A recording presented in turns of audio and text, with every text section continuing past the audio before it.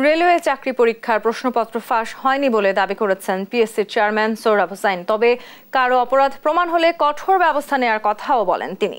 এদিকে পিএসসির অধীনে সরকারি চাকরির পরীক্ষা বাতিলের দাবিতে বিক্ষোভ কর্মসূচি পালন করেছেন চাকরি প্রার্থীরা। একই সাথে জালিয়াতির মাধ্যমে যারা চাকরি পেয়েছেন তাদের নিয়োগ বাতিলের দাবিও জানান তিনি। 12 বছরে বিভিন্ন পর্যায়ে বিভিন্ন আমাদের অনেকেই কর্মরত এখানে ছিলেন। কোনো দিন ওই পরীক্ষাগুলো সম্পর্কে পরীক্ষা চলমান অবস্থায় অথবা পরীক্ষার পরবর্তী সময় কখনো কোনো মহল থেকে আপনাদের দিক থেকে কোনো প্রশ্ন উত্থাপিত হয়নি। সুতরাং এটাই প্রমাণিত যে পরীক্ষাগুলো সুষ্ঠুভাবে হয়েছে। যদি না হতো তাহলে তখনই সেটা উচ্চারিত হতো। আমাদের কোনো প্রশ্ন খোলার কোনো বিধান নেই।